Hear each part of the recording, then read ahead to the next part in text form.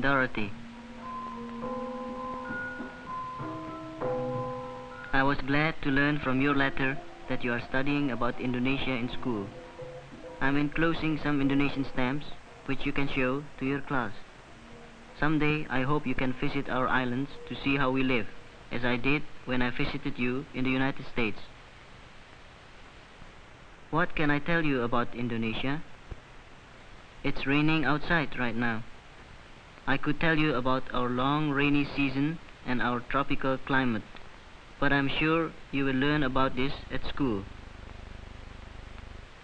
I suppose I could describe our animal life and our tropical vegetation. I could tell you about our economy and our plantations, the great groves of palm trees which produce palm oil,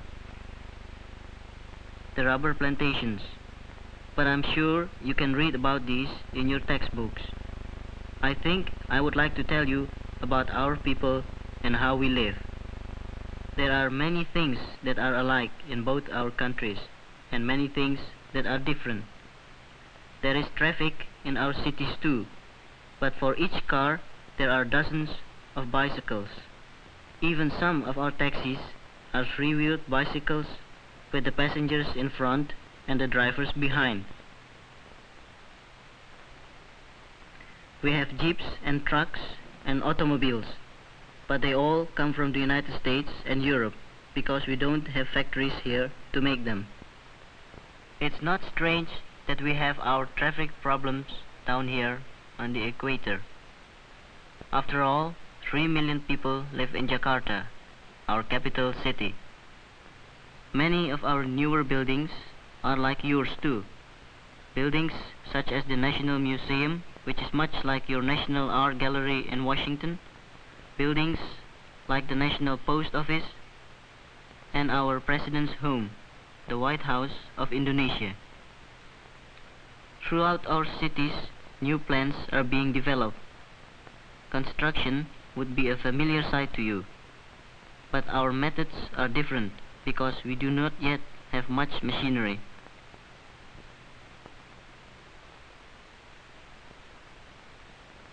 You would feel at home in many of our houses. Many of our people even dress like you do most of the time. At other times, they dress in the traditional way, like little Yusuf Sujito in his black cap and sarong. You would like my friends, the Sujitos. Sometimes, when Mr. Sujito isn't busy at his job with the government, he goes to market with the family.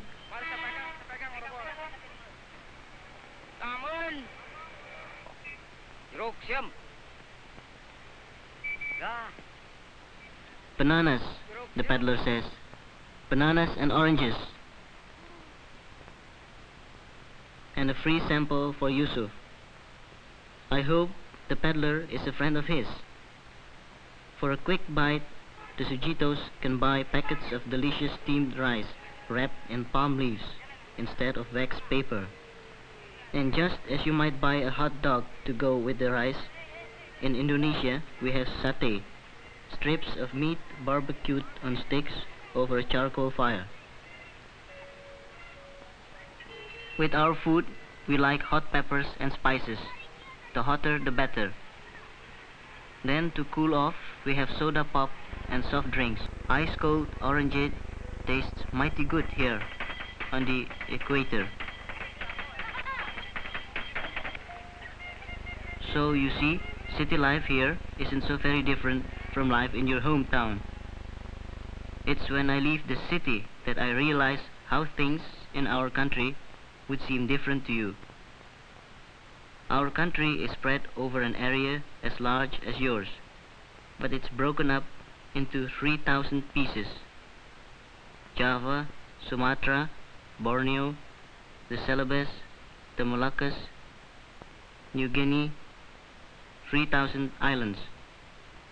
You can imagine how much harder it is for us to communicate with each other than it is for you who have only mountains and plains to cross. That's one reason why radio is so important to us. We have a national radio that broadcasts news of current events in the new national language and many other languages to our 80 million people. We are also making moving pictures to bring information to as many people as possible. Motion pictures and radio are so important because most of our people learn best by looking and by listening. They don't read newspapers or books because most of them have never been to school. What this man knows about rice farming, he learned from his parents. And he can tell his own little boy only what he knows. Things are done the same way generation after generation. This is one of the things we are changing. Before planting a new crop, some farmers make an offering to the rice god. Do you feel that offering this rice is a strange custom? Perhaps the farmer would feel that your custom of throwing rice at a wedding is even stranger. Another thing that we are changing is the harvesting of rice in the ancient tradition. Each head is cut one by one with a small knife in the palm of the hand. In some places, the rice is hulled and pounded into flour with poles.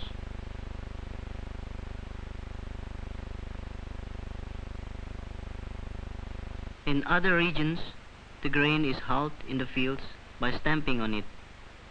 It's hard for you to realize, but it takes at least 200 times more labor to produce a bushel of rice here than in your country where you have machinery to help. People work hard in Indonesia.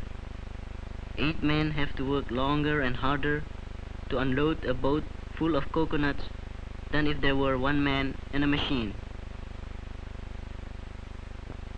Our fishing boats sail far out to sea. They carry no charts, no navigation aids, no books. They use only the skills of their crew. Why do our people do things in old-fashioned ways? They haven't had a chance. Our children weren't able to go to school. For many, many years, Indonesia was a colony, unable to help herself or her people. A little of our history is told in the stamps that I'm sending you.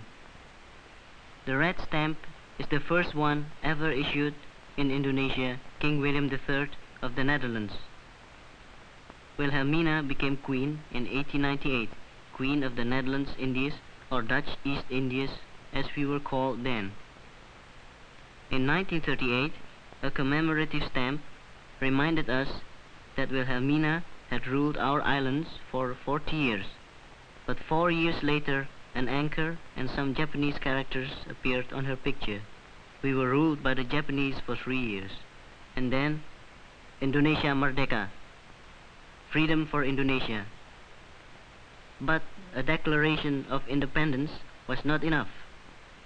Like you, we had to fight a revolutionary war, the war in which I was a battalion commander. Finally, with United Nations aid, freedom at last came to Indonesia. This is Sukarno, the leader of our revolution and our first president.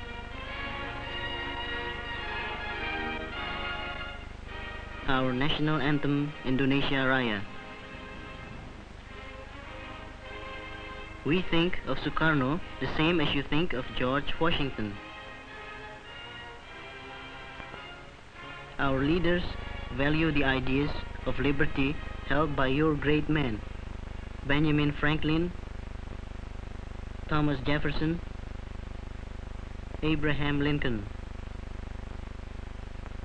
We erect monuments dedicated to the same ideals expressed in your Constitution: freedom of speech, freedom of assembly, and freedom of worship. We believe in any God we want.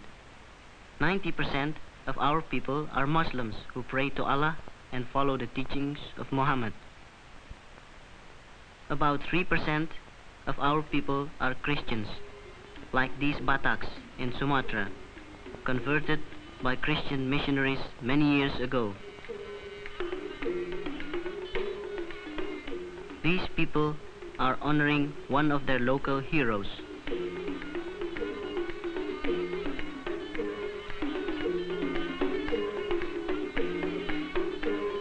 Many of our present-day leaders come from Batak villages like this, just as your leaders came from log cabins and frontier towns. Besides Muslims and Christians, there are Buddhists, Hindus, and followers of other religious beliefs in Indonesia. Here in Bali, women bring offerings of rice cakes, fruits, and flowers to their Hindu temple. Festivals have become much more frequent since we won our independence.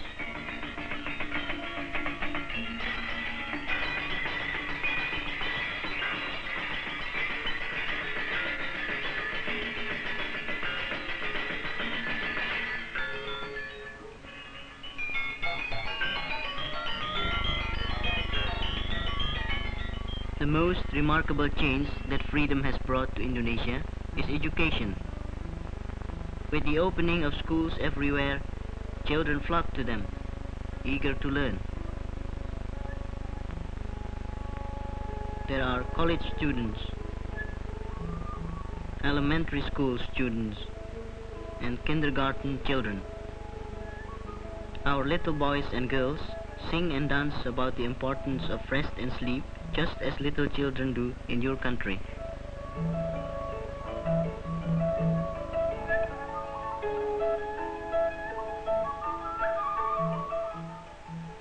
Sometimes they dress up. These two are the king and queen of Siam.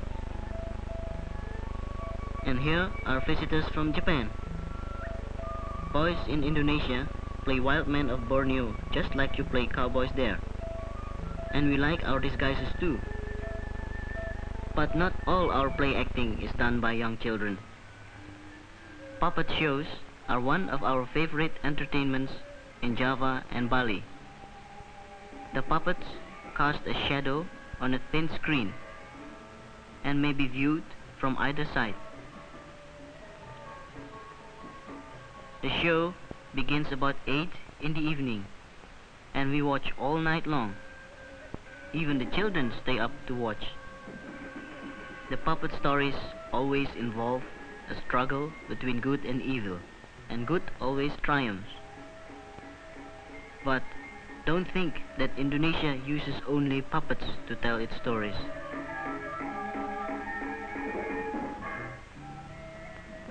We have many dances on the many islands, some that tell stories, some that we do to express our feelings. These boys in central Sumatra are doing a plate dance, striking the plates with metal rings on their fingers.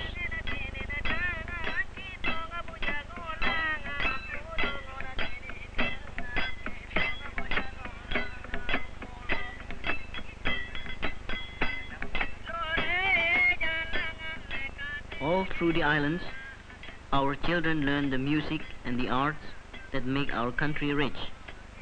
Not rich in the sense of money, but rich in the pleasure of living. This girl on Bali, only 7 years old, is dancing the Laigong, the dove dance.